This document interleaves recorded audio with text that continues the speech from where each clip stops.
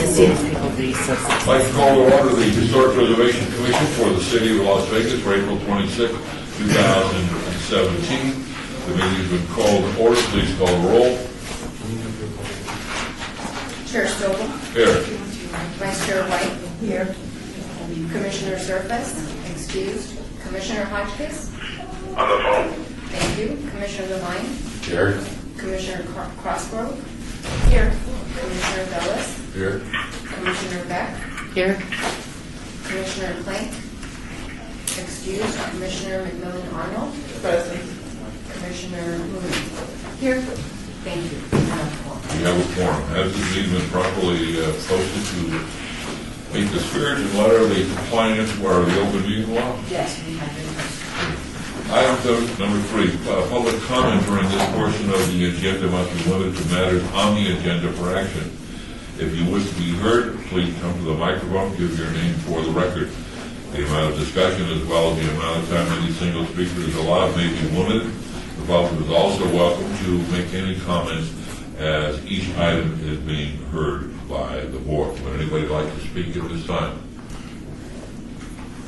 Let's move then to item 4, possible action, approve the minutes by reference to the regular meeting of March 22nd, 2017, and the Historic Preservation Commission's ad hoc committee meeting of March 22nd, 2017. Do we need to take those as separate as that one item?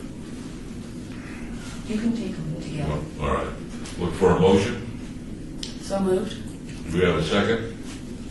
Second. Further discussion on the meetings of the minutes of the meeting of March 22nd, both the ad hoc committee and the regular meeting. Changes? Hearing none. All those in favor say aye. Aye. Those opposed? Motion carries unanimously with the chair voting in favor. At this point, I'd like to move item number 8, a report by the Clark County School District regarding plans for the Las Vegas Academy campus. I'd like to move that item up and then follow that item, item 8, with item 7, discussion and possible action regarding a resolution in support of preserving the historic structures on the Academy campus. So we'll now hear item number 8. Courtney? I believe we have a representative from CCSD, the Real Property Management. Blake? I beg your pardon. My name is Blake. Okay. Yes, I'm Blake sorry. Cumbers, but I am the Associate Superintendent of Facilities for Clark County School District. Linda Perry is the in Real Property. She was going to be, in fact, she is here today. She just walked in the door. Come on up here, Linda. Awesome. I mean, Chris. Here's what you're going to say. Oh, Seriously, my name is Blake Cumbers, and by way of introduction, I've lived in the Las Vegas area since 1975, and I have moved all around the country. My career was in gaming, casino gaming, building casino resorts and various related facilities all over the United States. And I've been with the Clark County School District now for about 2 years. And the scope of my responsibility is all of the construction that the school district does. Right now we have a $4.1 billion capital improvement program underway. And I also have responsibility for all of the maintenance for all of the school district's facilities. So that is the scope of my responsibility with the school district. I'd like you to know that I first became involved with LVA, the former Las Vegas High School campus, almost immediately after I joined the school district. And it became apparent to me that the project that they had contemplated at that time was growing in terms of scope and budget. It was a low voltage upgrade project for the campus, and it was going to involve serious trenching and intrusion into all of the surfaces around the buildings and within the buildings. So there would have been a large amount of equipment to be installed, all sorts of conduits of various types for life safety systems, intercom systems, network and all of the other low voltage systems that are typically in a school. And it became apparent to me that we needed to take a broader look at the campus, stop what we were contemplating at that time, and consider what the long-term future was for the campus. And that's exactly what we've done. In that effort, in order to raise the awareness of the condition of the campus to others, we actually conducted a bond oversight committee meeting in the gymnasium there, and they were appreciative of that, to have a firsthand view of the campus and the condition that it's in. And I don't mean to disparage the campus in any way. I'm just pointing out that it is very old and is deteriorated in many ways over the years, and in a lot of ways it is really not adequate for the type of work that they do at that school. Though working within that school, they do very, very good work. You may be aware that the school is a multiple Tony Award winner, and the instructional staff there is first rate, and they have a lot of national acclaim for what they're doing at that school. So to follow on my comment that I thought we ought to do something broader and take have a broader perspective of the campus and what might happen there if we were to invest significant dollars to refurbish it, to add on to it, expand it, and all the things that are the goals of the administration there, the principal and the staff. We engaged in meetings with Scott Walker, the principal, and many members of his staff to understand what their vision was of LVA into the future. And those meetings resulted in a statement that Scott Walker produced, and it really encompasses his vision for LVA for the next decade or more. I also met with the Alumni Association several times, and I would note that Bruce Langson is here today. Bruce has been with the Alumni Association for some time and has a deep interest in what happens at the campus, and we've absorbed those comments, and we recognize their perspective, I think, quite thoroughly right now. What we decided to do in order to plan and take an approach to LVA that's thoughtful and considerate of its stature in the community, its iconic architecture, and its meaning to the culture of the Las Vegas community, we decided to engage in a master plan design competition. So what we did is we opened up, by way of invitation, a design charrette process to all of the architects that currently serve the Clark County School District, of which there are 18. We invited them to submit a proposal and an approach that they would take to a master planning process, and we had responses from 8 architectural firms. Those responses were all very, very well done, but we had to make choices, and we gave that responsibility to the school itself, to the principal of the school and the staff of the school, to choose 3 architectural firms to compete to provide a master plan for the campus going forward. I can announce today that the firms of TSK, KGA, and Simpson Coulter Studio were selected by the school, and they've been informed that they will participate in this competition. Each of those firms will be given $25,000 stipend, which will not offset their costs in this process, but will give them an incentive to do a really great job on an approach to a master plan for LVA. Recently met at the Nevada State Museum. We had a luncheon there, and many of the alumni were there. We had a chance to hear a lot of their stories about the campus and what their interests were, what was important to them. So I had our director of construction management with me that day. So we're incorporating the comments of groups like that into the process. In the future, I hope to engage the Nevada Preservation Foundation and the State Historic Preservation Office. and if not, get some sort of financial support for the project, at least understand what their interests are in the LVA campus and the preservation of the buildings on the campus. So having said that, we're at the start of a very long journey. It's a design process that will be thoughtful, that will be comprehensive, that will be inclusive, and I expect that we're going to have a lot of participation by groups such as yours and many others in the process, and we welcome that.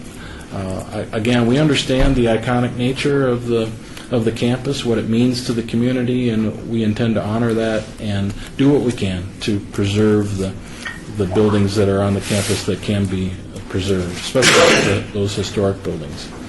I'm not going to be presumptuous and express what I think what might happen with the design process or where it might go, where our efforts might take us, what the architects and engineers that work on the project might suggest, but that will be a transparent process going forward, and we'll all participate to the extent that we want to.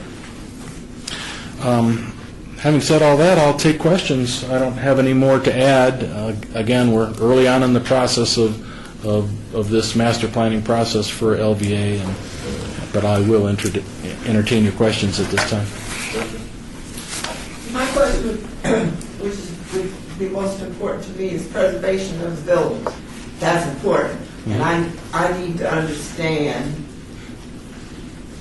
through your selection of the architects and their designs, has that been taken into strong consideration? Certainly. They are quite well aware of the historic nature of the buildings on the campus, and they've been encouraged to incorporate their design, the buildings into their design going forward. The question always becomes, at what expense, and how will buildings be preserved, and what's necessary to preserve them? I can't answer either of those questions right now, so I don't know. Do you know what the timeline is with the architecture firms? Or I beg your pardon? do you know what the timeline is with the architecture firms when they are going to have their proposals? I can tell you it'll take about 5 months for them to get back to us with their proposals and their plans. Again, we'll bring those to the school staff, and we'll ultimately have to select one architectural firm that will go forward with the master planning process. And then it could take a very long time. You must understand that this is a campus that's very vibrant. It's a campus that's in the business of educating students each and every day. And when we finally get to a stage where all concerned parties are happy with the design and we start construction, it's going to have to be done on an operating campus. So it's going to take a long time. It will be what we call a phased replacement, where we do one section of the campus at a time. And we're doing other projects like that at this time. Boulder City High School would be an example. We have projects like Bell Elementary and Lincoln Elementary, where we're building a whole elementary school on the campus while the existing school is in session every day. And so it takes longer in a process like that. So it's going to be an extended time before we get to the completion of design that everybody's happy with, and then finance that design, and then to build it out over a period of time. So, but all that's uncertain in terms of the specific dates now. Was Las Vegas High School the first high school in the city? What was the first? No. Well, the first high school was called Clark County High School, and it was over on 4th Street. Okay. So, what are the three firms again? I'm sorry, it's TSK, KGA, and Simpson Coulter Studio. These firms are very familiar with educational institutions and building schools for Clark County School District. So I assume that means they'll be technology resilient? Because I teach at CSN. So 7-8 years ago, we decided we needed to have smart rooms, and they went in and they bolted things to the wall. And then we realized, hey, technology changes. and then you had to redo everything. And so now we do what's called technology resilient. So we assume that whatever we're using now is going to be replaced down the road, and that we might need new cables or Wi-Fi. So I'm assuming that would get built into something like this. Yes. Okay, good. Couple of quick questions. One, the bond oversight committee meeting, when was that? You know, where I'm going with the question is, that maybe you don't need to give me the answer. Are those minutes available? Yes, they are, but there was nothing on the agenda that pertained to the school itself. Other than that, at that time, we were talking about the 2015 capital improvement program and elements thereof, but LVA I don't recall that there was a discussion about the school at that time. It was the site of a regularly occurring bond oversight committee meeting, which happens usually every month. Has the matter of the campus been come before the bond oversight? Yes, in various ways. The public has been there to speak about LVA during a public these are public meetings and agenda just like your meeting is here today. So there's been several comments about it. They've never contemplated a specific investment. But they meet monthly? Yes, they do. Mhm. What's in? Part of the concern that I have specifically is that the focus has been on what the current principal, Scott Walker, wants and the staff wants. Nowhere in the process between now and then has there been any input from the general public or the specific preservation committee. I was able to sit in and just see snippets of the online presentation that each of the architects submitted, and listened while the Scott and 3 or 4 of his staff made the final decision to narrow down to 3, which was then sent on to you. And listening and looking at those, several of the ones that are finalists included over this next decade that several of the historic structures would come down again. This was a simple, their initial idea over a phased master plan. It wasn't anything in concrete. But I didn't see any real effort.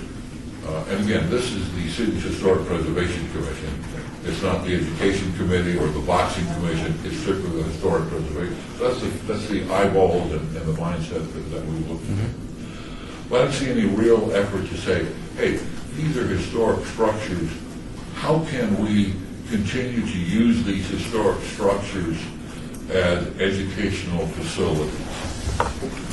Didn't get that feel. The feel was, we don't like Knapp Hall, and we don't like these other 2 buildings, those are going to come down, and Frazier, and maybe this one, and so, again, it was in the early stages. I'd just like to see some specific, a little more reach out. I don't know where the general public would find that there was a bond oversight committee meeting. I don't know where they would go to know that.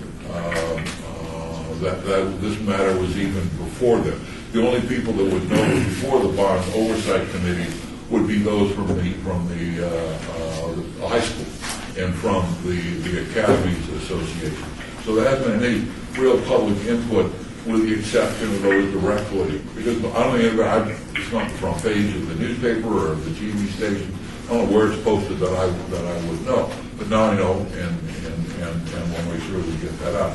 My point in that is not to challenge the system.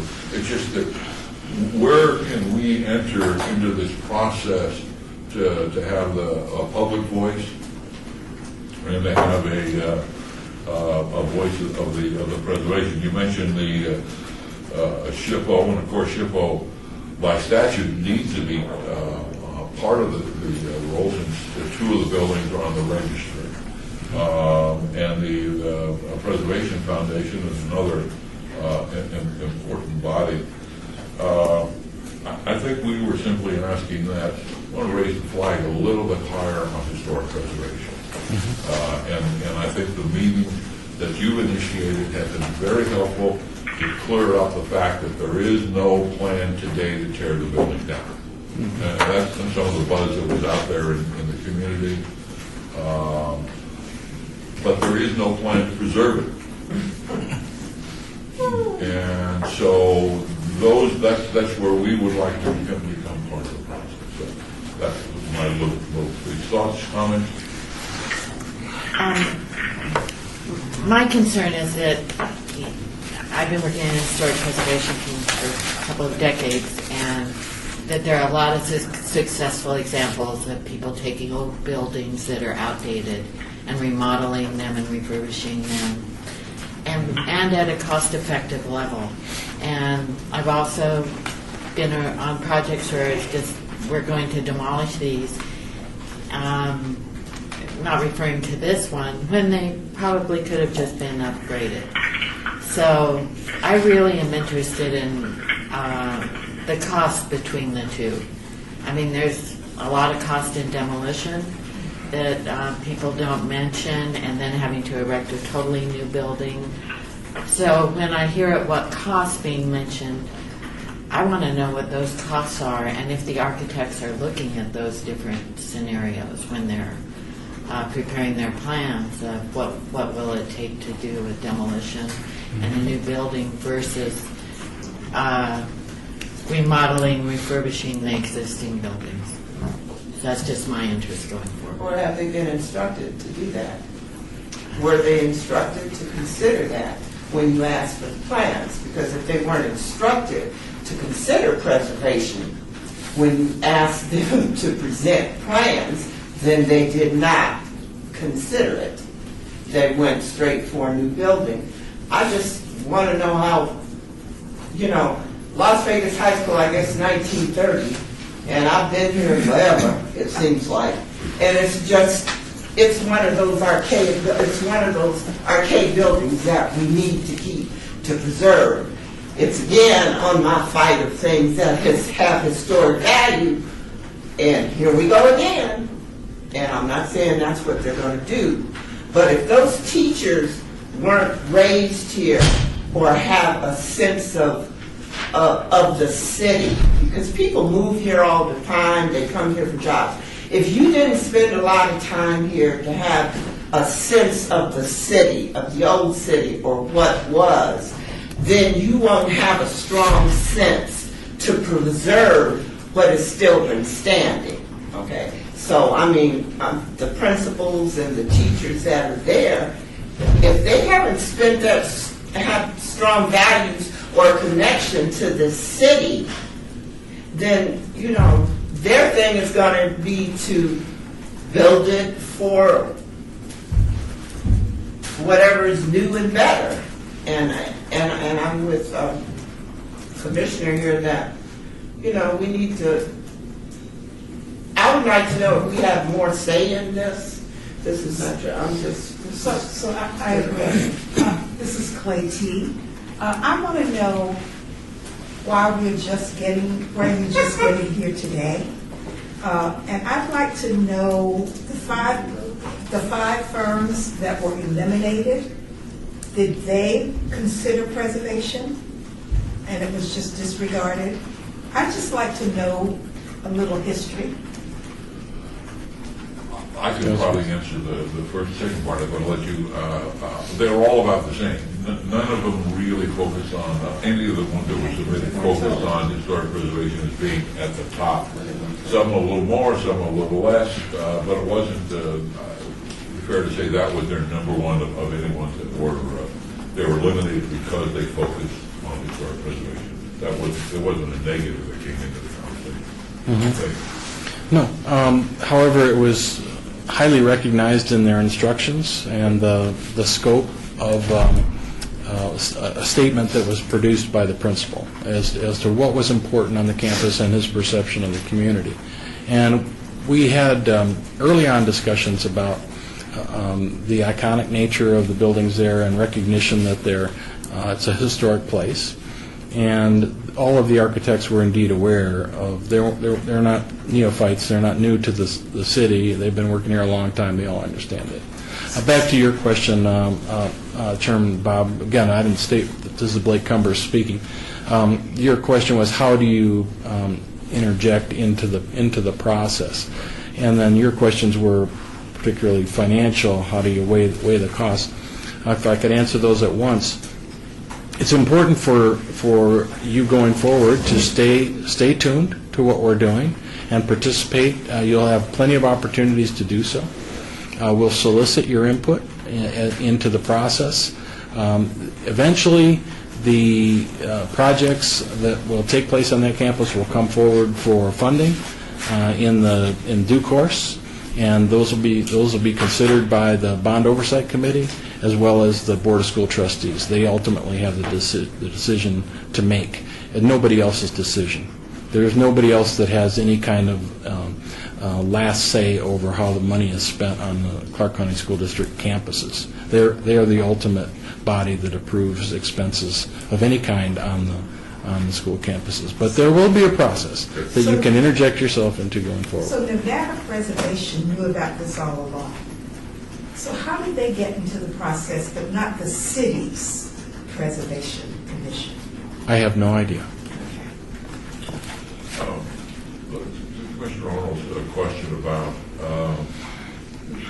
I guess the larger question that would encompass what you're talking about, what is the deliverables that they've got $25,000 to invest in coming up with a plan. What do you expect for that money? Are you going to get some sort of a dollar that this is it's going to cost $750,000 over a $1 million over a 8-year period? Will you get that kind of thing, or will it be a breakdown for each building, or when will you get a sense of money cost, what their ideas are, their vision is? Well, again, we're going to get an approach to a master planning process, what their conceptuals are for that process going forward in about 5 months. It'll take them that long, and then one singular firm will be selected. But I mean, if firm 2 says, and really it's a great idea, I mean, it encompasses historic preservation and really an exciting visually architectural design. Mm-hmm. On page 12, it's going to be $18.7 million. I mean, at what point will you get a sense that, are they working with a number, a dollar figure that they have to come up with their ideas within this? No. Okay. No, they're not yet. And estimates of probable cost, they're way down the road. It's far down the road. The one thing I didn't get a chance to see, to read the presentation that decision was made to select these 3 firms, I didn't see if there was, within that, you required or they submitted what the process would be for the next 5 months. 5 months now, and 5 months you get documents, or will each one of those, will there be public, here's some ideas, will they hold public charrettes, or with any public process between now and then? I don't think so. Okay. I think at the end of that process, when they bring it forward, that's when there'll be exposure to what their concept is, what their thoughts are, and then the challenge then is to choose one going forward, and then after that, the approach that the architect wants to take to the project, what their direction they have, their thinking is, and what their background is, experience is, that one firm will be chosen. And then there's a whole period of time for input as to what they're doing, what they're thinking, and developing a plan that people are comfortable with. So this process is going to result in the selection of an architect, not the selection of a specific design. Did notice one last slide, did notice that each of the firms had, as part of their staff, had gone out and had brought in architectural preservationists, Chattel, Mel Green, and so forth. Uh-huh. Do you know if any of those, of the 3 firms, I didn't get a chance to read their resume, whether or not they in fact have brought in architectural historians? I don't know. Okay. Is it appropriate for us to contact them to find that out? I don't think so. Okay. I think it's right now, they're charged with coming up with a creative product for others to consider. People in this room can participate in that process, opine on what they see, what they like, what they don't, and then we have to select a single architect to work with going forward. And that's not an end point. That doesn't mean that changes won't be made. There'll be changes made all along, and influences will come to play into the process, and not the least of which is how much does it cost? And my last question is, between now and that process, what's happening with the maintenance at the school? I mean, are they going to have, is maintenance, I'm not sure what the term low voltage is. Is that actually a generic term, or do you actually mean low voltage? And we actually mean low voltage. Okay. And it's all those systems that aren't your standard electrical power or heavy power for machinery and equipment. It's all of those systems that facilitate communications, the internet, clock intercom, all those systems, the security and surveillance, intrusion alarms, that's all considered low voltage. Will there be any low voltage work done over the next year at the school? Perhaps will be some in terms of Wi-Fi, so wireless internet access, things like that. There's always a demand for that, and the bandwidth continually increases because of the size of the files and the types of work that they're attempting to do there. But what I'm trying to avoid is investment in the campus that won't be useful long term. And that's where I could see in the concept of the previous project that they were contemplating millions of dollars being invested in the campus that would cause tremendous intrusion into the buildings and into the hard surfaces amongst and between the buildings, and it just didn't seem practical to spend the kind of money that the project was growing into at that juncture. The campus, it deserves a much larger investment than there was contemplated there because of its age and its current condition, and I want to plan that, and I want the opportunity to include others in that process. Other questions? I just would like to be sure that we're able to keep up with this. I think this is something that this commission should stay on top of. Because if you don't, you're going to be looking at brand new Las Vegas Academy or something. Question from the general public? Thank you both for coming forward. Really appreciate the update and the clarity. I think things are certainly a little clearer today than they were, say, 6 or 8 weeks ago. And I think that while there's still lots of questions and concerns, and a lot of that has to do with money and direction, that the school certainly appears ready to be open to give the general public and specific groups like ourselves. Absolutely. Thank you. Maybe Tom and I have been kind of conversing here back and forth, and I might say that there could be some question as to whether or not, because this is a locally designated property, the school district might have to come to this board for approval prior to building permits. We'll have to talk to the school district, their council, about these issues. Because as you know, or as you may not know, they do come to the Planning Commission, City Council for special use permit approvals for their sites. But there hasn't been a lot of clarity on that over the years. So I might just inquire with the gentleman as to their intention. I mean, I heard a lot about including you, Right. but I'm not sure we heard much about whether or not they think 19150 really applies to what it is they plan to do up there. Are you able to answer that question now legally? Not knowing exactly what 1950 says, I'm not able to answer it with specificity, and I'm not a lawyer. And I don't want to put him on the spot, obviously, but No, we're you're having not. this conversation. I think it's important. What it says is if you have a local designation, which the school does, that before there can be any alterations to the structure, you have to come before the HPO, the approving authority before you get building permits. Now, I'm not saying that, there are some issues with sovereignty, right? State, your state system, right?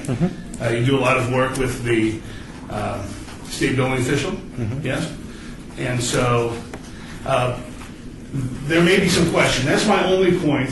I think it should be raised. I think it's fair to put it on the table so everybody is aware of what everybody's looking at. That's all. And again, to clarify, there are two specific structures, what's now called the administration building, that was built in ground was broken just so I could press everybody December the 12th, 1929. The first classes were held there September the 2nd, 1930. Both those buildings are now on the National Register of Historic Places. Yes. And that's, in large terms, an honorary, you put a plaque up and so forth. The only time something comes to play in that is if any federal money is used in the project. Then there's a whole little set of not a little set, things that have to take place. In 106, I think it's called, element. There's also the State Historic Register. Again, that's a bit of an honor, but the state of Nevada already has some authority over those buildings that are on the National Historic Register, where they need to be. And you mentioned Chippewa. You already talked about the historic preservation law. Rebecca Palmer is the person, and she's aware of that, and is likely has contacted or will contact you to form another communication relationship. And then I think what the legal attorney James Lewis is talking about is that these two buildings are also on the city's historic register, which Just to jump in, the entire, those two parcels are on the historic property register, not just the buildings. the two parcels are there. And so I think that may be the 19, whatever he's referring to, that would come into play. And again, but there's still the issue of sovereignty. The school district, like the university, are their own entities and have jurisdiction, for the most part, over what they do on their site. We'll get that cleared up. I mean, just a matter of whatever the agreement is, whatever the rules are. Nobody's looking to break any rules here. So that's. Any further questions or comments? Will we have a chance to see the three options? Sure. For the three, I think they wanted to hold those until everybody had been notified. Yes, well, you're talking a few months from now when we get proposals from the three architectural firms. Yeah. Well, certainly. Oh, I was thinking the presentations that were made by the three that were selected to get selected. I don't know that that's going to be, if you wanted to, you surely could. Yeah, it's everything that we do in the school district is a matter of public information. I had asked for those, and they I think, is it Jeff? Yes, Wagner? Indicated that he wanted to wait until the firms that got it were notified. The firms that didn't get it were also notified. They've been notified. Okay. That happened today. Okay. So now maybe we can just send that out. It just would give us an idea of what these three firms, who's the principals and who's involved. But whether or not that's what they wound up with that, who knows what their plans are in 5 months, which you're going to see. So, great.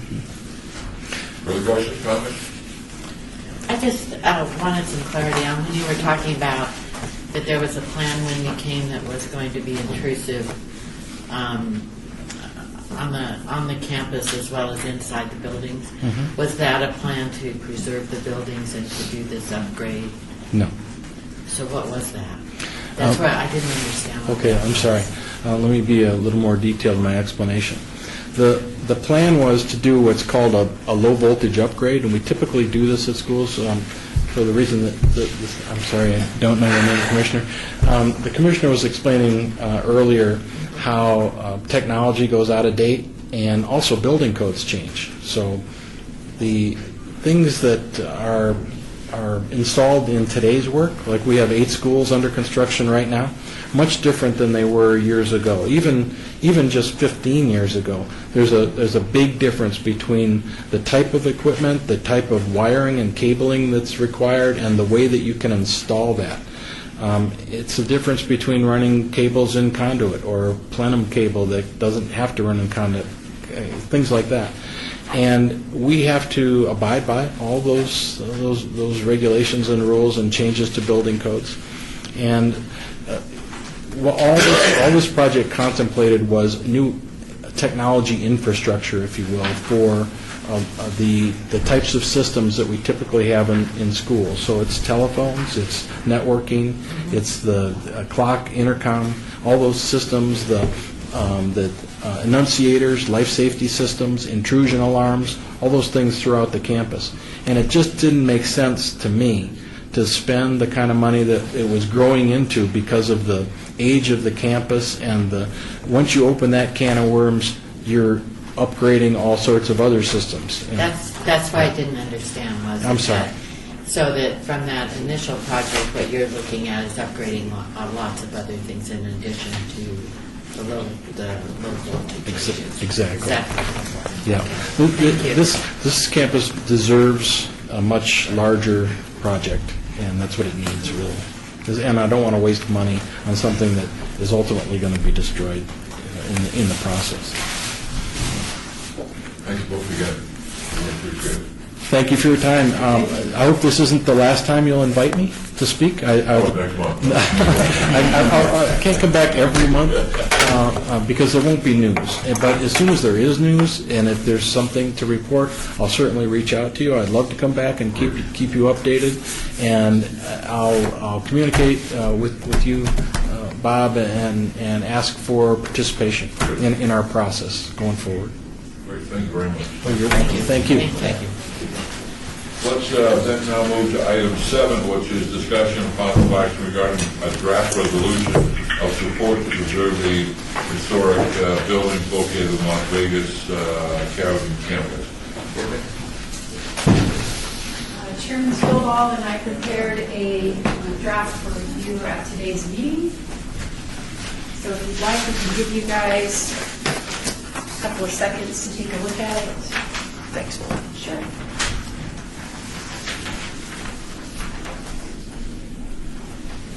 There's an extra one, I'll take it.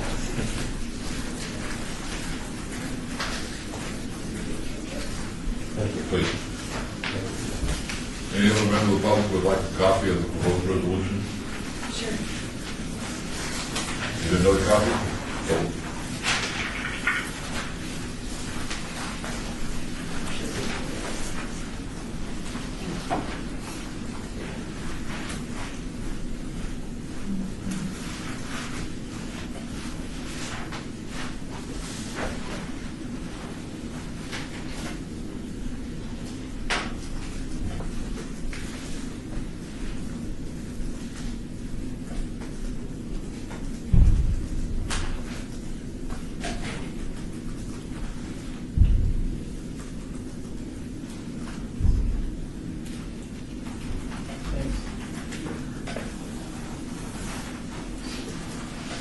Thoughts, comments?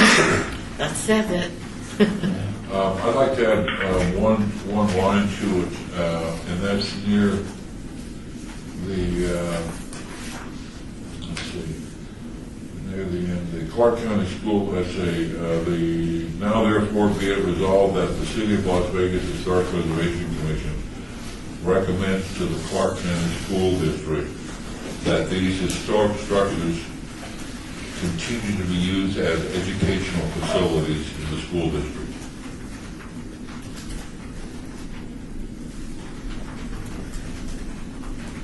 It's important that we, Yes. rather than just sort of sit there and decay. Chairman, if I may, I just wanted to add that use is not part of the commission's purview, and so that is why that line was removed from the resolution.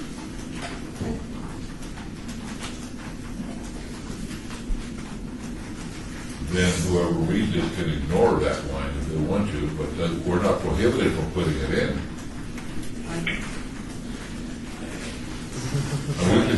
resolution. Yeah, I suppose, so, that's a really good question. I suppose you could come, this commission can draft and approve, and you can sign whatever you draft and approve. Right.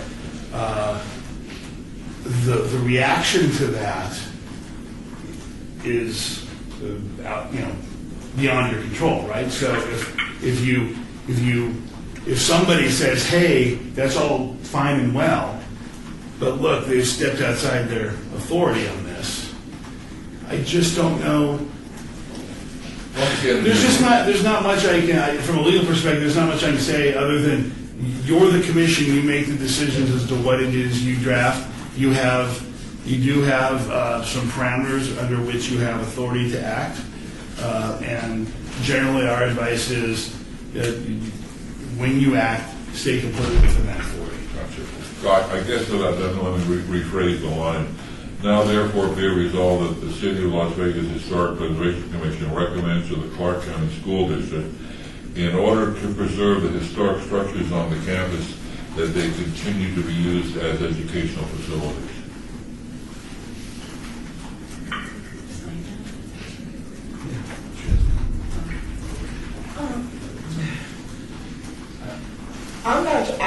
I guess my thing is that the buildings be preserved, and that's what you're saying here, that you preserve the building historically. So to me, they may decide to use, it's still on the campus, but they're going to use it for other things. So to me, as long as it sits on the campus, it's going to be used in an educational capacity anyway. No. It would appear. No. What are they going to use it for? It should sit there. It should sit there and decay. It would be empty. Yeah. Okay. They would put it- So then would it not behoove us to indicate that the building gets used, or is not left to deteriorate, or that it is restored, The only way they can put money into the or building, maintained? the only way to put money into these buildings is if they're educational facilities. Otherwise, they can't.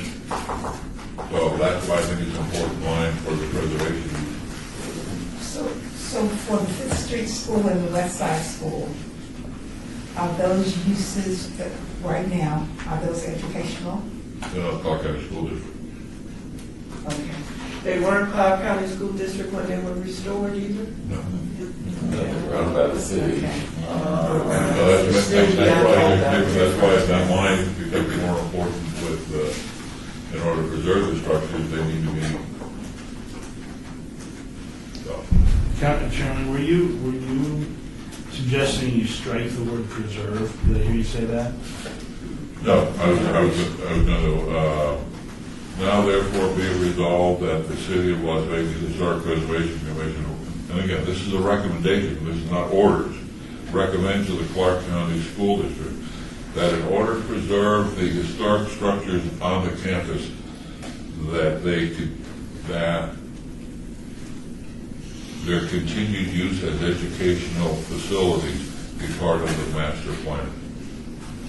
And are we going to also say that next sentence, whatever actions are necessary to preserve it, that stays? Yeah.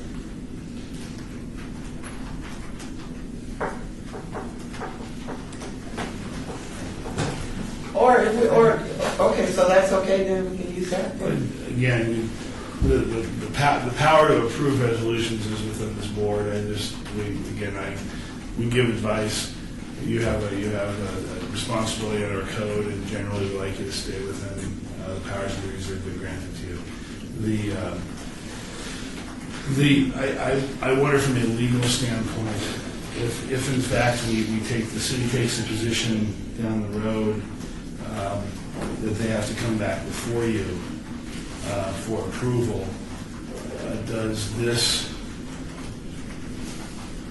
We're a recommending body. We don't have the authority to order the city commission or council or the school district. We're just simply recommending. Our best thought is preserving the buildings that they continue to be used as an educational facility. But certainly within your power to take an action on resolution. I move to approve. Okay, we have a motion to approve. Second. Question? As amended, yeah. Yeah. You know, I like the way it reads right now, And it would seem to, because it's a strong statement about whatever actions are necessary to preserve the historic buildings on the Las Vegas Academy campus. Would it be possible there to preserve the historic buildings on Las Vegas Academy campus and their continued use for educational purposes? I think that serves the same purpose, I think. It just because it's really a strong statement when you go from the now therefore to this next sentence, and putting something in between them, I think, lessens the impact of this second sentence. I'll accept the amendment. Second. All right, we have a I'm motion. sorry. Could you repeat that again? I hope so. That's good. To preserve historic, are necessary to preserve the historic buildings on the Las Vegas Academy campus and their continued use for educational purposes. So does that addition to that sentence then put us into a space where it can be questioned?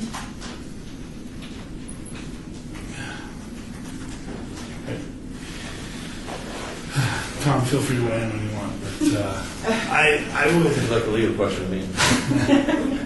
So, okay. Wait, turn this page back and take a look at something real quick. But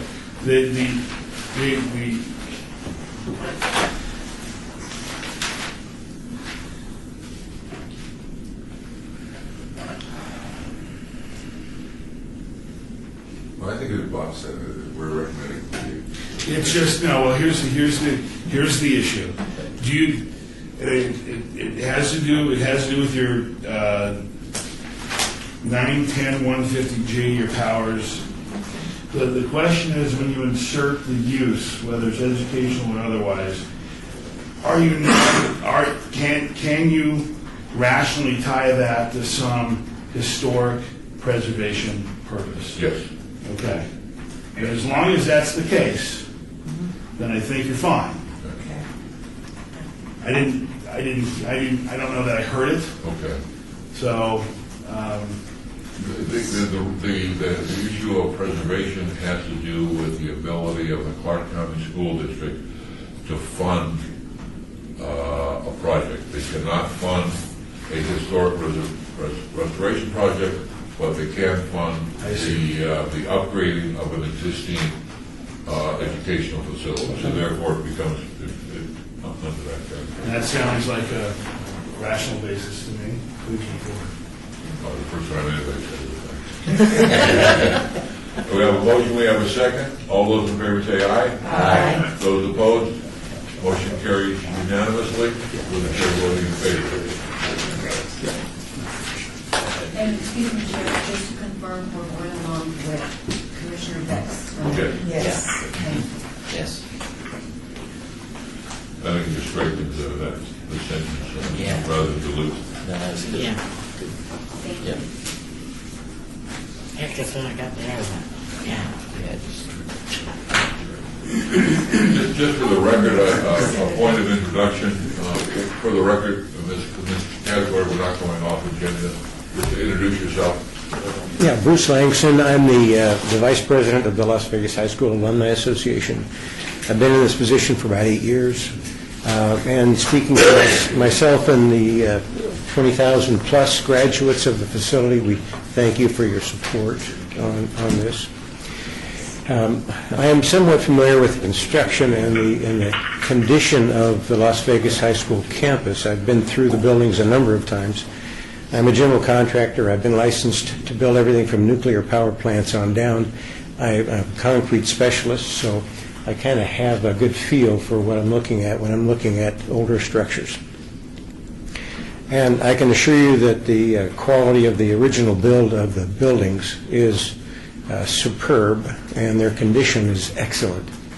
So I think we'll end up enjoying the use of those buildings for years to come, as long as we can encourage these new architects to utilize the buildings that are there. So are you saying that to them in your meetings that you've had? I am, absolutely. Fantastic. You betcha. You betcha. And there's a... So why does it sound like that from the other person who just left? Because he's on the other side of the desk than we are. So that's why. He's got a budget restriction and I know, requirements. but it just sounds so different now. Right. I'm on your side. So, I graduated in 1965 from there, and it's sentimental to me also. My dad was a builder here. We moved here in the 50s, and I'm grounded. This is hometown for me. So just be assured that you have some watchdogs on the other side of the table. Nonetheless, what he was saying, which he was politically just pushing us off, is there actually a real agenda plan that's just somebody out there pushing? Let's just raise the whole thing and Yes, start over yes, the principle is. 10 acres or whatever it is in downtown Las Vegas. He would like to segregate the main building and keep that and turn that into a museum, give it to someone else to operate, and tear down, just level the rest of the campus other than the new auditorium. So thank you for that sentence. Yeah. Okay. And that would be his preference. Well, he's a nice guy and all that stuff, but they're currently educating 1,700 students. They want to add 500 more. Adding 500 does not justify tearing down that campus and spending $80 million to replace it, or $60 million to replace the buildings that are there, that they would tear down, the old campus buildings. Just, we're sort of a little bit in a gray area. We can have this discussion under item 13, public comment. No, you we could have done this a little bit earlier, but now that we've already taken action on the item, which is not an issue, I ask you to come up, and I'll wrap this portion of it up by simply saying, the principal is a good guy. He's looking out for what he thinks is the best interest of the students. He's also looking out for what he wants. Part of his plan is to put a culinary school in there. I said, what? And he says, yeah, because I want a dinner theater. Well, this is not, but he's open, he's engaging, he invites you to come down, so And I think we can change his mind, actually. The fact that he does want this culinary school, maybe he doesn't really need the nightclub. You guys are getting me in trouble now. You come right back at the end. It's just, there's these agenda issues. I'm always all over these guys. Okay. Excuse me. I'm the bad black cloud of the group. That's true.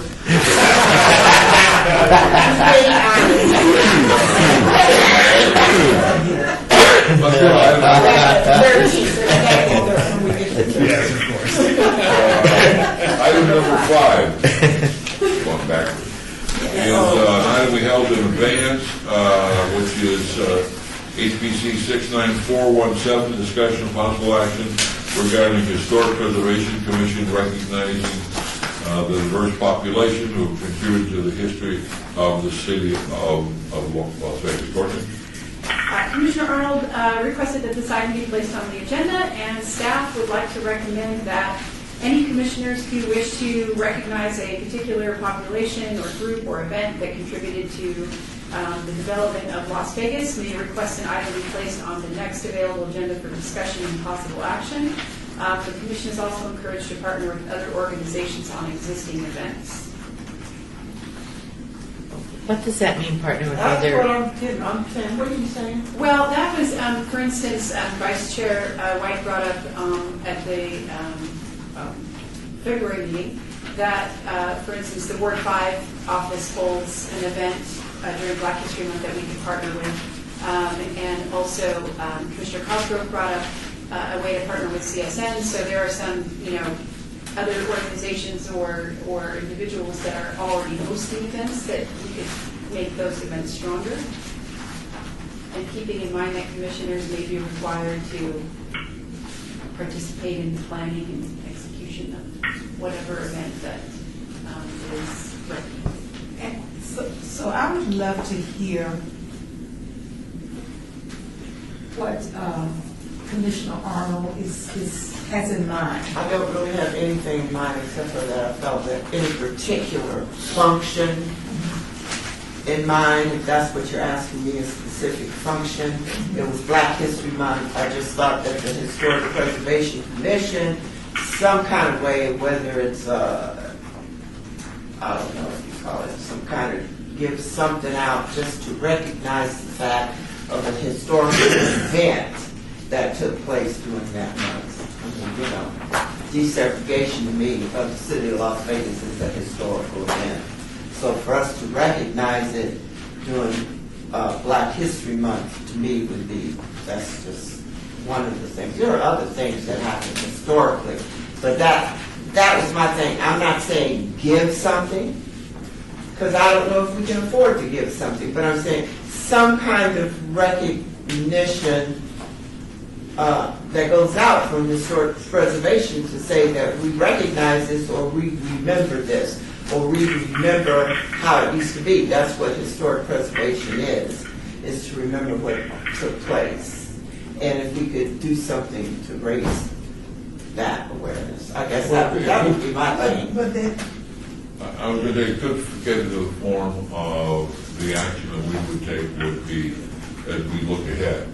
We probably would want to look ahead for 4 months. If we see something there that we feel that we could issue a proclamation resolution, or that more importantly, that we feel there's something that we would feel that the city council should take some action on, that we say, hey, coming up in 3 months is the anniversary of the opening of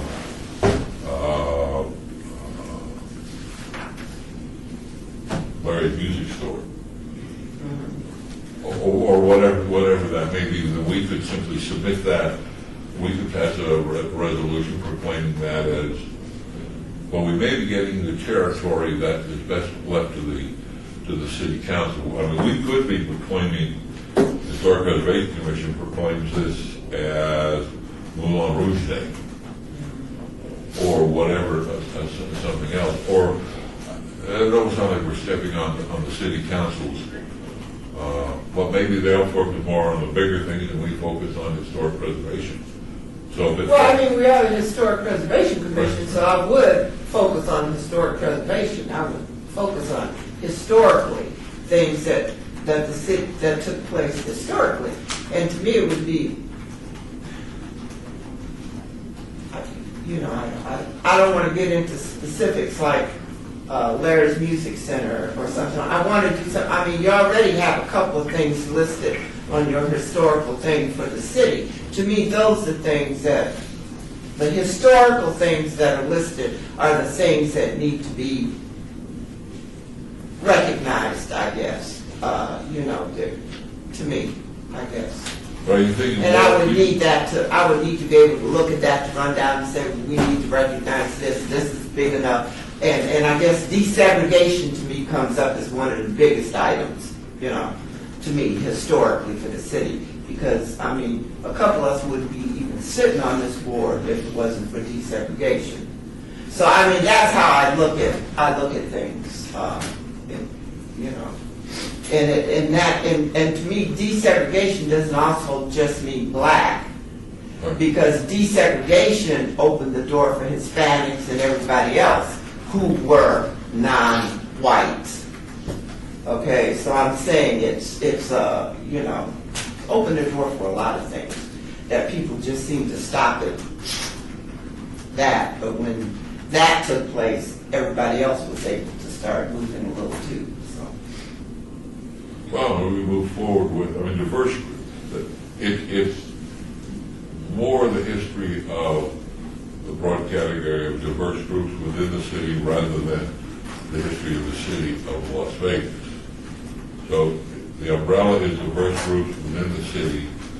I mean, it could be the first woman that served on a grand jury, or actually allowed to vote, or I think we have to do a lot of research. We would have to do a lot of research. well, why don't you look ahead for 3 months and see if there's something that you could come back with that we could use as an example of something that may be fitting, and then we would just need to do some research Okay, I'll get together with Clay T., who's the historian, and anybody else in here that might be a historian that might want to get together with me and look into that. Just make sure there's no more than 2 of you in the room. I wasn't going to say anything. I can feel the heat over here. I didn't hear what she said. Oh, that's right, otherwise it's a meeting. Oh, that's right, otherwise it's a meeting. Great. But- All right, let's move on to item 6. HPC 69882, discussion possible action regarding the Historic Preservation Commission ad hoc. I'm sorry, we need an action on item 5. It's the action that this is essentially approved, because staff recommendations approved, because if the commissioners will come back. Sure, that would fit in what we did. Right. Okay, we have, take a look at 5. The staff recommends that commission who wish to recognize a particular population that contribute to the Las Vegas history may request an item be placed on the next available agenda. For motion? Move to approve. Second. We have a motion, we have a second. Further discussion? I just have a problem with the word population. I do like it. What would a good word be?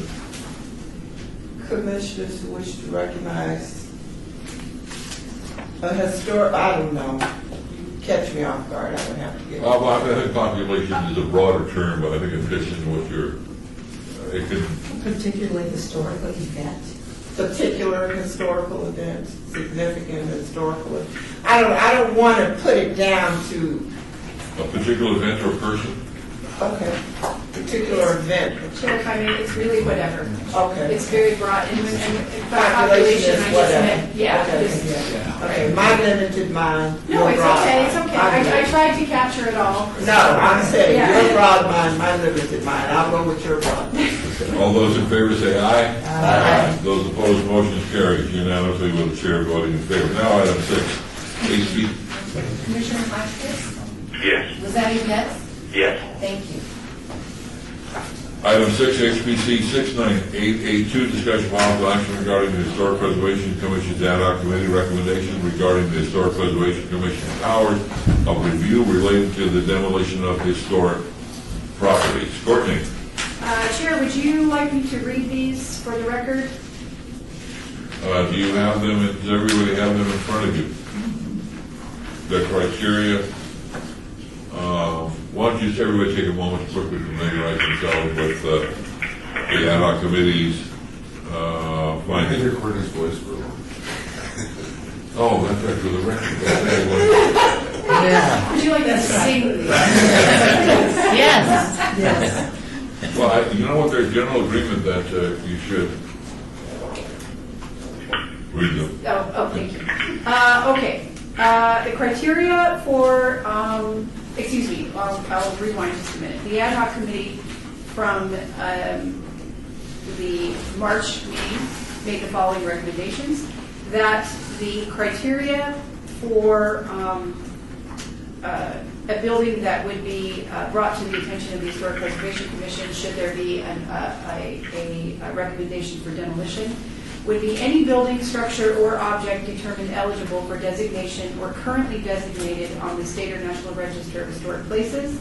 And this determination would be provided by an individual that meets the Secretary of the Interior's professional qualification standards as part of a formal historic resource survey. So the idea behind this is that the commission would not be responsible for funding additional research because the research would have already been completed. So these would be buildings that have been determined eligible by previous surveys that were already funded by the commission. Are there buildings that are already historical? Did I get that? They have been determined eligible or are already listed on the State or National Register. So that would be, there's quite a few of those And buildings. we already have these powers for buildings that are on the city registry. Correct. So this covers the buildings on the State and National Register or have been determined eligible for those. The trigger would be that an application for a permit to demolish an eligible or designated building, structure, or object, or an application for a site development review, which includes the demolition of an eligible historic resource. So whenever somebody comes in with an application for a demolish building, that would trigger the historic preservation officer. and a review period, which is the next bullet. So the review period would be 15 calendar days to begin when the application for demolition or the site development review is submitted to the Department of Planning. The permit would not be issued until the 15 calendar days are complete. During that 15 days, staff will notify the commission regarding a pending demolition. The commission will then have 3 business days to respond with any concerns. If concerns are expressed, staff will work with the property owner on possible alternatives to demolition, documentation, and artifact removal. And additional outcomes may be that the commission may recommend at the commission's expense that a plaque be placed on the property recognizing the historic significance of the demolished buildings. And if approved, staff would draft the revisions to the city's Unified Development Code, Chapter 19.10.150, for review by the commission at the following meeting. Thoughts? Let's start over with Sandra. Any thoughts? Looks good. I think it looks good. I just have a question. Are all owners aware of their historic status of the building they own? No, the city doesn't typically notify once the survey is completed unless there's a recommendation for an historic district. However, we would do some sort of public service announcement or, which I think we discussed at the last meeting, some way of notifying the public through social media or other means. I'm sure. Your question again? Does the owner of a property, do they necessarily know that they own a historic property? One that's on the register? Right. I don't know how they would not know. Well, we do a lot of surveys for Section 106 compliance and other things that we don't, once the survey is complete, it's used as a planning tool for a project in the area. Say, just for an example, we don't notify everyone in the survey boundaries that they've been determined eligible. Or Chairman, you might buy a house and not know that tract has been. Right. Right. They're notified if, obviously, if they would like to go on the local historic property register, then obviously that's a long process. But for state and national register, unless it's individually owned. If it's like an individually already designated property, of course the property owner is aware. Right. So, what determines if it qualifies? Like, I mean, is it just over 50 years old, or is it? It's a building that's already been determined eligible through previous surveys. I guess I have a problem because I'm going back to the Reed Ripple Center. Was that determined? It wasn't. That's not determined. That's not determined. It is now. I mean, we did the thing on it, but it wasn't before, and we just happened to kind of get that information. And I guess what I was trying to do is find some way for people not to just be able to destroy something without us first knowing if it holds a historical value. Because every building over 50 years old does not hold a historic value. I know that. Okay, so, I mean, if you want to destroy it, destroy it. But if it holds some eligible, or holds some sort of historic value. The only problem with that is this doesn't indicate those buildings that we don't know. So. Well, we thought it too broad to just blanket every property in the city. Right. All right, that's something that we would need to be notified of. All right, but as we're working our way through, neighborhoods and other buildings and things like that, we do have a big list of eligible properties that aren't necessarily already, haven't already received designation. So it's definitely a step in the right direction, but it doesn't go so broad that it applies to every building in the city. Okay, I just understand that when we get ready to tear something down that has historic values, that we went through this, okay? I'm going to understand. So when they tear it down, nobody in here should be upset that we were notified that they tore it down and it had historic value, because we've been here.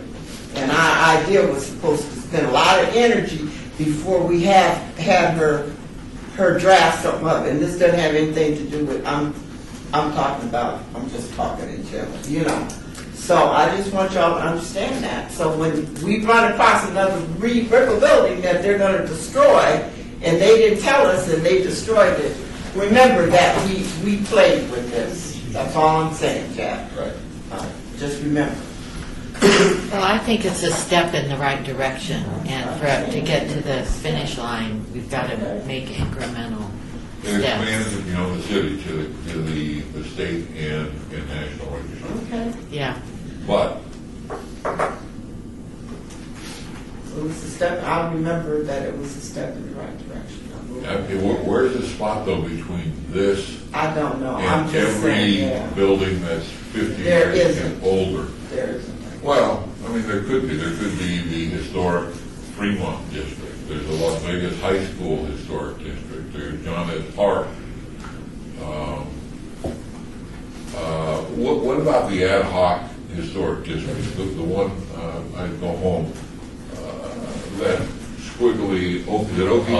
Alta Drive. Alta, that, there's a sign there that says historic. Is that covered? It was never surveyed. Well, Commissioner, I I'm understand just what you're not saying, but this is questioning. a step in the right direction.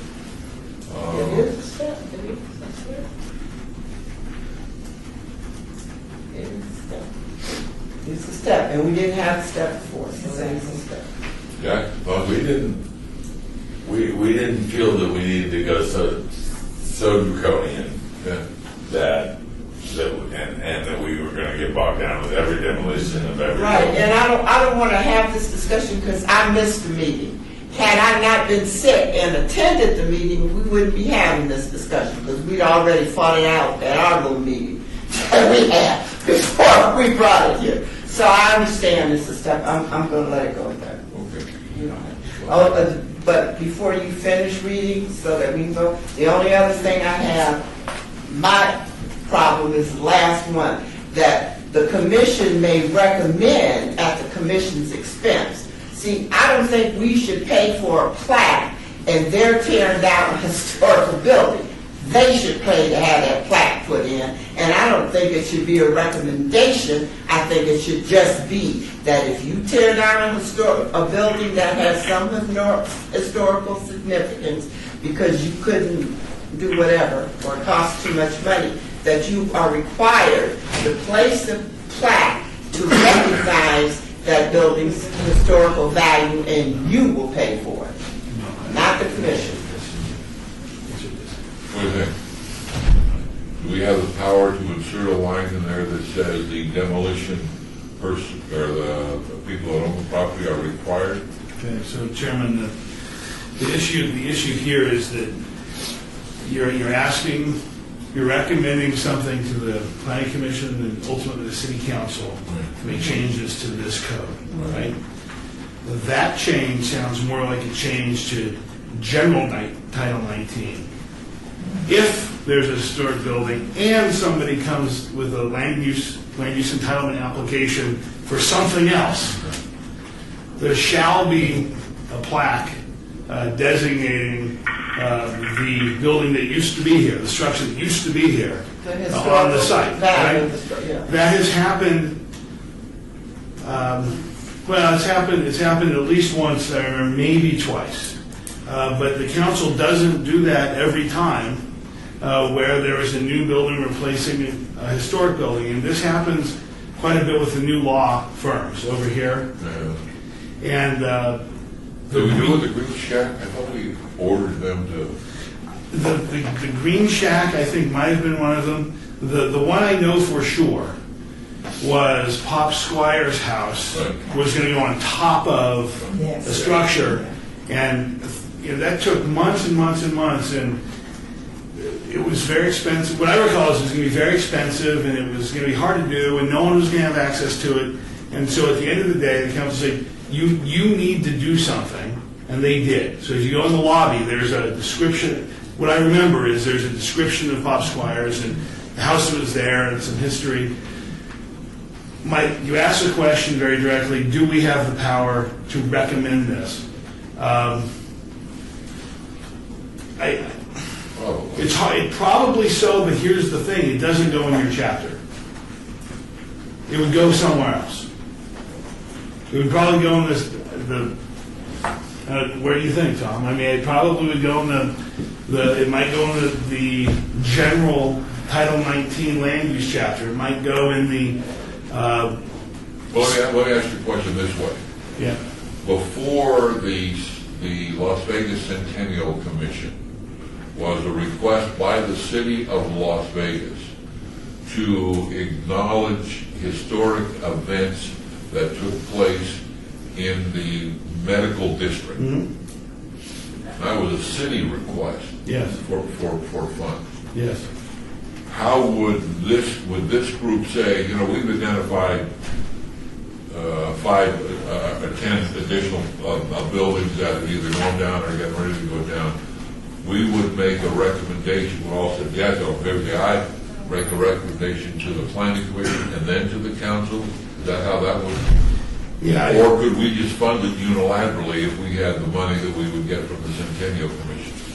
As long as, I'd have to look at your bylaws, that's a good question. As long as you've got the authority in your bylaws to spend money in that way, then you would fund the plaque and you would provide the plaque. I think we would, because part of the responsibility is historic education, preservation, historic, so we fit into that category. Yeah, we should fund it. Yes. Why can't the person that's building the building fund it? I guess that's just not that. I mean, why do we have, the other, on those things that you saw me, the other like errors or whatever they were, they made the people pay for the little plaque or whatever that they put into their building, My question is, why are we going to go to the extent and never know if we have enough money to pay for something that the I might suggest person this. built the building and all you got to do is stick in a little plaque button? I don't know if this helps, Chairman, but it seems to me that if the city council makes the changes you recommended, and this commission goes through the trouble of recognizing a historic building and doing what it is you're going to do, the request that plaque, the request by the HPC to do something could very well turn into a condition of approval at the planning commission or city council stage without us actually having to do that. I don't know, Tom, you might want to... No, I think you're right. That's exactly what I was thinking. I mean, once it gets to that point, as part of our staff report and recommendation, the planning commission, and working with the applicant, we could very easily condition approval of their entitlements on a requirement to put the plaque in place. And, that's binding, and then they would have to do it. So I think the way to get your answer is we drop the words at the commission's expense, we just take that out. Yeah. But I think That'll fix it. my issue really is that it says eligible. So some of these properties aren't even on a local register or state register or anything. And we're just going to say, okay, now you put a plaque. I think if we're willing, this is part of what our money is for, is to do things like put up plaques and stuff. I just think somebody does a remodel or does something and they've never been approved, they've never accepted it from being on the local register or anything, and we're going to make them put up a plaque. I just think it's kind of punishing for... the plaque could be on a replacement building of when something was demolished. No, I understand that. What I'm saying is that it's not only people that are on the register, it's even even buildings that just are eligible. Right. And we wanted to expand it beyond what we had, which was only properties that were already on the city registry. And I think the way it is now allows for both, right? So for major projects, I think it would make perfect sense to, as a condition of approval of any future development, require them to put that on there. For other projects, it might be perfectly appropriate for the commission to pay for it. And we can do both approaches the way it's currently described. Yeah. Or did we have a motion? So are we taking out at the commission's expense out of the language? Yes. Whoever's going to make the motion could. Okay, I move to approve with the change to take out at the commission's expense. Second. There's one other thing. At the meeting, at the ad hoc committee meeting, there was discussion about whether or not during that 15 days, if commissioners could contact the media as a preservation commissioner or a citizen and say this building is going to be torn down. So I invited David Riggleman, who's the director of the Office of Communications, to provide some clarification. Okay, and will that directly trigger anything in the motion to approve this? No, but it's related to this item, so we can speak about it. Okay. Agenda item. Welcome, and thank you for taking the time. Chairman Stoddall, for the record, I'm David Riggleman, Communications Director for the City of Las Vegas. Tom and Courtney asked me to come. I guess there was just some desire to have some clarification on city policy regarding interaction with news media. And it's really not very complicated. Really, the city policy basically says that whether it's a department or an appointed group, that media is coordinated through our office. And the reason being is that we're a large organization. We have thousands of employees, hundreds of people involved in different appointed groups. And so we just want to make sure that we're consistent in our messaging. By city policy, one of the reasons that our office is created is to provide accurate and consistent information to the public. So we just use it as a coordination means so that if Chairman Stoddall is talking to the media and the mayor's talking to the media and Courtney's talking to the media, that we're not all three saying different things, especially if we're speaking on behalf of the city. So that's the reason that we coordinate it through the office. That said, too, a part of the desire, obviously, is that policy, messaging, really is often driven at the council level. They're the elected officials. They're the ones that are responsible to the public. So if the city's going to have a certain stance on an issue or a position on an issue, usually that message, at least to the public, is often driven at the council level because they were the ones elected to make those decisions. So, the challenge, I think, that with what I call the OBOS policy is that we have the League of Women Voters over there.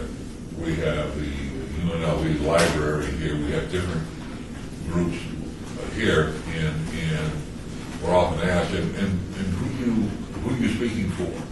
Well, we can't speak for the city of Las Vegas because that's not what I may be speaking for the Las Vegas High School Alumni Association. I think we really need to make sure we are clear who we are speaking for. Exactly, Bob. The challenge also comes in if a reporter shows up here at a meeting and we pass a resolution and they come over and ask us for an interview about what we just passed. At that point, public meeting, we may say yes, without specifically going. You cannot be at the Arts Council. You can't have a representative at every organization. I'm just not sure how we would handle. No comment.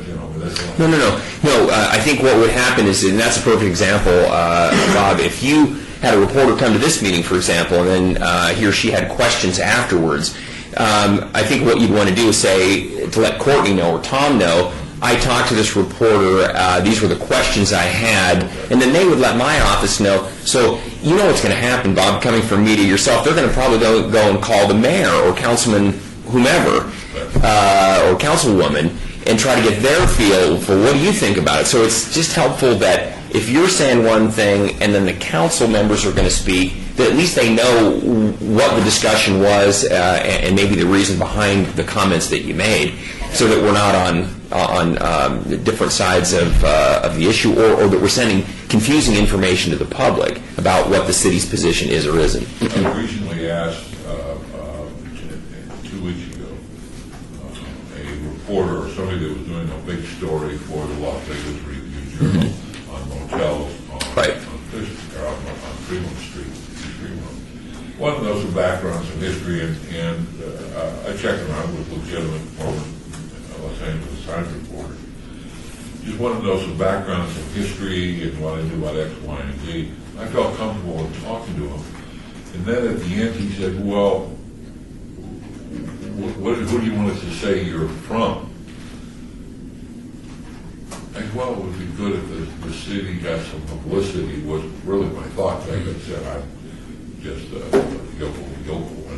But so I said, I'm from the city Historic Preservation Commission. Fortunately, there wasn't a major quote. although I think I did say a few things that could have been. Right. I think you do. So in that situation, would it have been best if, David, what do you want me to do with this? Yeah, or just let us know. You know, Bob, if you felt comfortable, you guys know, and use your own discretion, if you know that this issue is something that is probably going to end up before the city council, ultimately, you might want to defer to them, because they're the ones, again, at the end of the day, they're the ones that are elected to make those calls, right? The public put them in that seat, and at the end of the day, they're responsible to the public. But in your situation, Bob, if you would just let us know, hey, I talked to him, this is what his questions were, this is what we discussed, that would be helpful for our office, so that if there was something in there that might be perceived as a potential story or something maybe controversial, that at least the organization is prepared then, if Courtney needs to pull some information, or Tom, or if one of the council members is going to be asked about that, that we're all being consistent with the same message. So Here's our challenge, and I think that you brought the building up to City of Las Vegas decides in the big scope of things that it wants to have Cashman Field turned into the home of the Las Vegas Raiders. And in order to do that, we're going to have to move the Neon Museum over here, and we're going to have to tear down the Reed Whipple Center. And they deem that because that's best for the development of the community, all those things. Somebody comes to one of us and says, what do you think about the city tearing down the historic Reed Whipple Center? I suspect that one of us is probably going to say something that would be in... Don't ask Commissioner Arnold. or Stovall.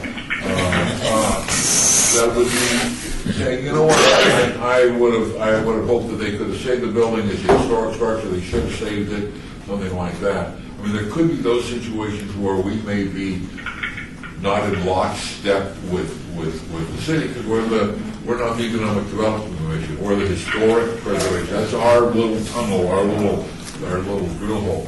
What are your thoughts on that? Well, I mean, Bob, policy is the policy, and you're supposed to coordinate, no matter who you are, staff or whomever, coordinate through our office so that at least we're trying to be consistent with our message, or at least accurate in the information. Because oftentimes, and Bob, you know this firsthand, somebody will say something that's not exactly correct, and then that'll become the story, and then you're having to fix the misinformation that's out there. It's sometimes very difficult to roll back.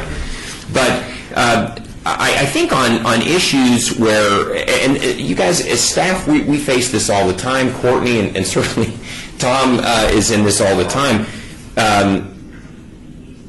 Reporters will ask us our opinion of what the city should or shouldn't do, but it's not our job to make the policy at the city. It's our job to execute the will of the council, because they're the elected people to do it. And I think the same rule of thumb would sort of apply to you guys.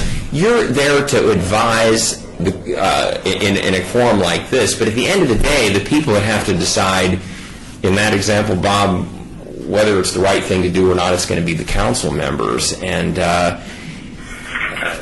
that's always, we're never going to be in 100% agreement on everything that the council is going to do, but they're the ones, again, that the public put in that job to have the trust to do it. So, well, and Mr. Chairman, to David's point, I think you're always on safe ground if the commission has taken action in a meeting or had a conversation about this, right? To say, well, here's what the Historic Preservation Commission did, and steer clear of your personal thoughts or feelings about it. Because Absolutely. It's all public record anyway, right? Yeah. So, yeah, the HPC, we've discussed this thing. We think it's a historic building of value. We've recommended it be, preserved. And then that's sort of it, right? And then council's going to make their call, yeah. I've seen it oftentimes. I've used it. You guys know, wait a minute, I'm a member of the Historic Preservation Commission, but I cannot speak for the commission or for the That's city. perfect, Bob, and that's exactly right. I mean, you're speaking, and the question brought up, Bob, about speaking from a member of the Alumni Association or the League of Women Voters. that's a separate thing. If you're speaking on behalf of those organizations, there's no issue with coordinating with our office. But if you're speaking as a historic preservation commissioner, or you're speaking related to something, to an historic nature of something that involves the city itself, then again, it's probably best to at least let our office know that, hey, this is what, and you can do that through Courtney or through Tom. Yeah, because their office communicates with us on a regular basis anyway, so. And so you don't have to worry about tracking me down or one of my people. If you just let them know, they'll let our office know, and then we'll just coordinate the message and stuff. And if nothing else, sometimes it's just simply knowing that, that you had questions about this, and it's like, well, you know what, Courtney, we're going to need to pull some information about that. This reporter's going to ask about a lot of other things that we might as well just get started on putting together because they're going to want to see it. It's just a bit of professional courtesy. I mean, just if there's a buzz that we get a question about X, Y, and Z. And Bob, you folks are smart people. If you'll know if the questions are getting into an area where they're trying to pit one of you against another, or one of you against the city council, or whomever, you can always see those coming and defer. If it's going to be a council decision, it's like, this is ultimately the city council have to decide that. We have to answer that way all the time. Should Tom got this question all the time on annexation? Should the city do this, not do that? At the end of the day, the council had to decide. What? What do you really think? Yeah, exactly. All right. Any questions? I hope that helps. So thank you for the opportunity. Thank you very much. Thank you. All right. Thank you very much. Thank you, sir. Appreciate it. Thank you. Good to see you, Jack. Thanks, everybody. Thanks. Let's move on. No, vote count. Vote was never taken. Here's the next one. I'd like to take a vote. All those in favor say aye. Aye. Those opposed? Motion carries. And I also like to thank the group, first of all, starting with Courtney for putting all the material together, seeing what other communities are doing, and then the group getting together and having a couple of public meetings, and then narrowing it down to what we voted on.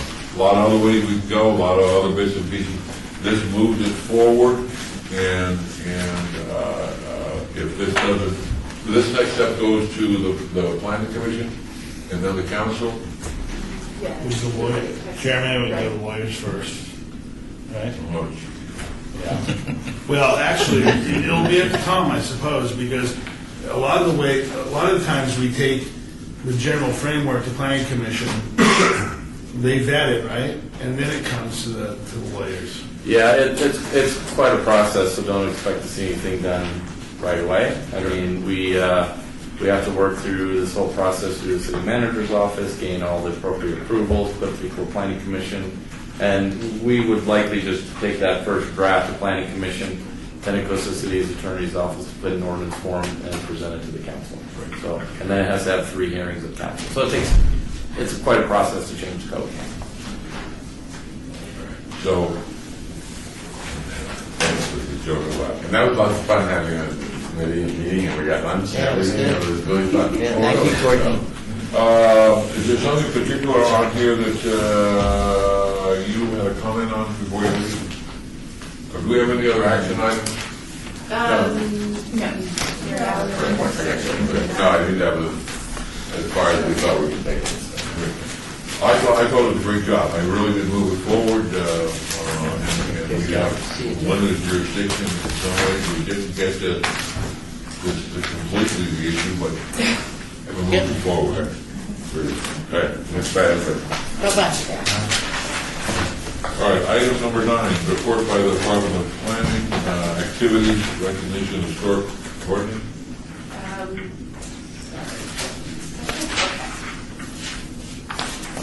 So the commission voted to participate in the El Dorado Parade, which will be held on May 13th. The Las Vegas Model T Club will provide vehicles for the commissioners to ride in, and Boy Scout Troop 144 will carry the banner.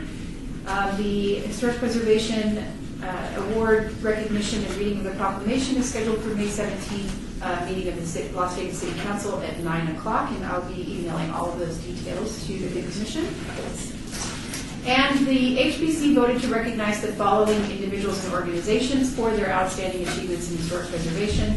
The Dorothy Wright Bricks and Mortar Award goes to the City of Las Vegas for the rehab of the historic West Side School. Preservation Education Award goes to Vegas PBS for their local history productions. The Advocacy Award to Marlene Adrian, video historian, and also the Protectors of Tule Springs for their work in creating the Tule Springs Fossil Bed National Monument. And the Career Achievement Award goes to former HBC Commissioner Mary Housh. And there's actually, the staff report says a recommendation of approval, but there's no action required. Any comments on it? Okay, then let's move on to number 10, report by the Department of Planning regarding the Thunderbird Motel. So the owner of the property has requested approval of a 15-story mixed-use development consisting of residential studio units and retail space. Additionally, the applicant has requested a rezoning in conjunction with this application to rezone the site from C1, which is limited commercial, and C2 general commercial, to C2 general commercial to allow for consolidation of the lot. If you look in your backup, you can see that there are a number of lots that are associated with this project, and there's a map that shows all of them. It's quite a bit far back, but it's there. The subject property is located within the John S. Park neighborhood plan area, which recommends a 5-story, 60-foot height for commercially zoned properties along Las Vegas Boulevard. However, no development standards to limit building height have been brought forward. The property is also located within the Las Vegas Boulevard Scenic Byway Overlay District and is subject to the sign standards listed under that section. And finally, the property is located in the Downtown Centennial Plan, Downtown South District, which does not impose building height limitations. Staff notes that the proposed mixed-use development provides a 44-foot rear yard setback, and in addition, the development proposes a design which steps the building height back from the rear of the site adjacent to the single-family residential dwellings of a distance of 88 feet toward the front of the site, fronting Las Vegas Boulevard 195 feet, which greatly reduces the visual impact to the John S. Park neighborhood historic district. And there is no action required on this item either. It is a report, and the backup has the staff reports for zoning case 68403 and site development review 68404. This project was approved at Planning Commission and City Council. I couldn't, how old is Thunderbird? You know? It was built in 64, I believe.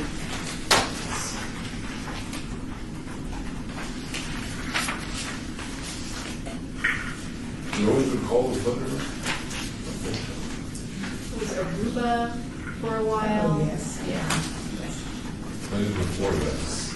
So there's nothing, it's already approved, there's nothing that can be done. The commission asked for an update on the status of the project. Questions, comments? 11. No comment. Report by the Department of Planning, Historic and Archaeological Resources in the local media. Any thoughts about that?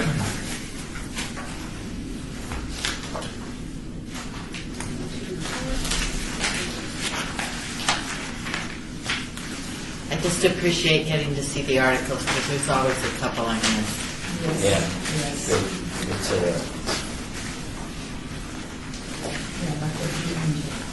Hearing none. Report by the Department of Planning on the update list. So the only project that there's an update on is the Reed Whipple building. If you wanted to discuss the superintendent issue. No, it's, I'm just waiting for, it's been forwarded to the city manager, waiting for her approval, and it'll be sent out. Staff was requested to submit a city manager's information report to prepare one, what we call a SEMER, and it outlined the process of historic designation for all of the city-owned historic facilities that are listed on the National Register, and specifically if those designations were heard at City Council.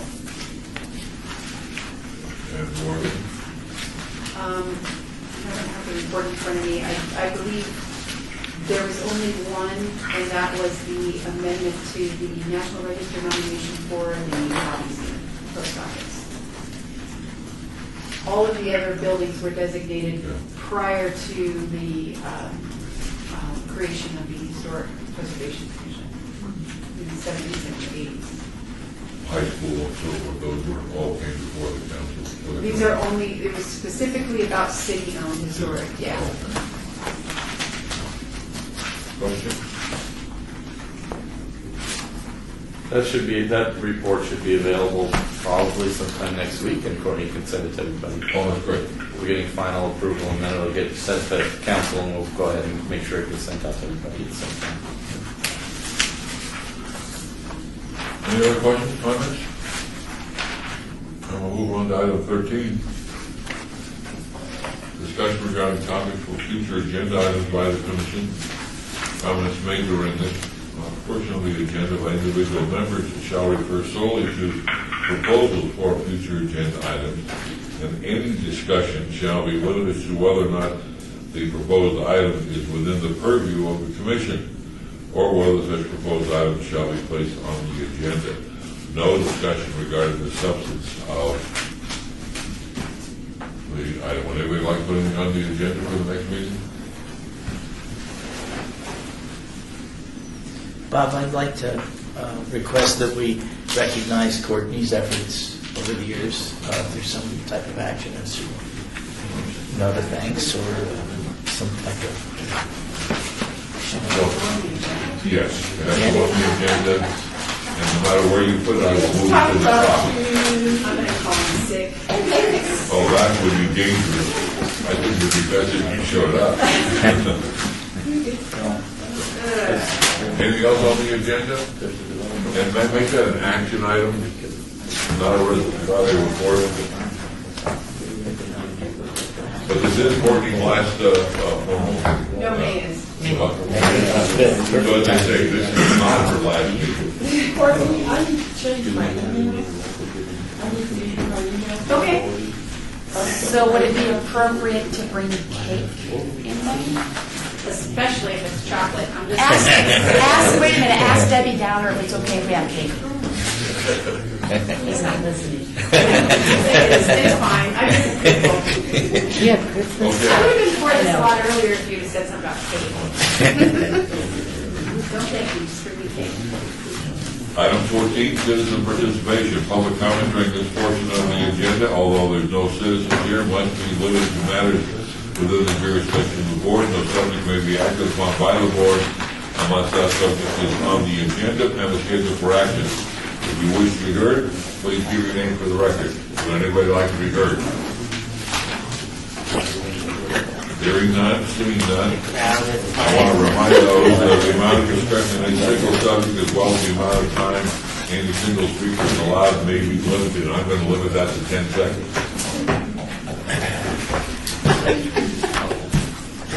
We're adjourned.